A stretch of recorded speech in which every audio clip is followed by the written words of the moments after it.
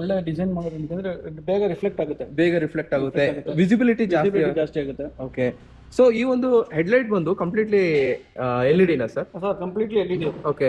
LED system ನಿಮ್ಗೆ ಒಳ್ಳೆ power ಸಿಗುತ್ತೆ. ಓಕೆ, ಇಲ್ಲೇ ಇಂಡಿಕೇಟರ್ಸ್ ಇಲ್ಲೇ ಬರುತ್ತೆ. ಇಲ್ಲೇ ಬರುತ್ತೆ. ಸರ್ ಯಾವುದೇ ಕಂಪನಿ 3 ವೀಲರ್ ತಗೊಂಡ್ರೆ ಅವ್ರ ಹೆಡ್ಲೈಟ್ ಕಂಪ್ಲೇಂಟ್ ಇತ್ತು ಕಸ್ಟಮರ್ಸ್. Okay okay. ನಮಗೆ TVS ಅಲ್ಲಿ ಏನ್ ಮಾಡಿದ್ದಾರೆ, LED ಸಿಸ್ಟಮ್ ಕೊಟ್ಟಿದ್ದಾರೆ. ಓಕೆ. ಆ ಕಂಪ್ಲೇಂಟ್ ರಿಸಾಲ್ವ್ ಮಾಡೋದಕ್ಕೋಸ್ಕರ LED ಸಿಸ್ಟಮ್ ಕೊಟ್ಟಿದ್ದಾರೆ.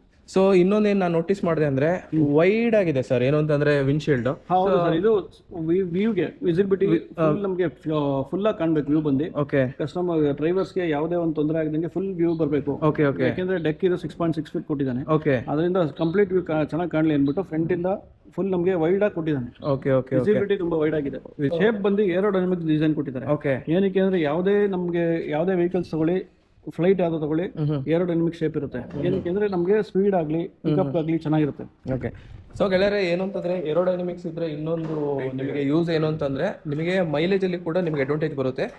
ಸೊ ಏರೋಡೈನಮಿಕ್ಸ್ ಅದಕ್ಕೋಸ್ಕರನೇ ಆಟೋಮೊಬೈಲ್ ಇಂಡಸ್ಟ್ರಿಯಲ್ಲಿ ಮಾಡೋದು. ಓಕೆ. ಸೊ ಹಾಗೇನೆ ಸರ್, ಏನು ಅಂತಂದ್ರೆ ಈಗ ಸೈಡ್ ಪ್ರೊಫೈಲ್ ಹೋಗೋಣ ಸರ್. ಇದು ಏನ್ ಸರ್, ಎಷ್ಟು ಲೆಂತ್ ಇದೆ ಸರ್ ಗಾಡಿ? ಸೈಡ್ ಬಂದು ಫಸ್ಟ್ ಟೈಮ್ ನಮಗೆ 9.5 ಫೀಟ್ ಲೆಂತ್ ಇದೆ. 9.5 ಫೀಟ್ ಲೆಂತ್ ಇದೆ. 6.6 ಫೀಟ್ ಡೆಕ್ ಸೈಜ್ ಇದೆ.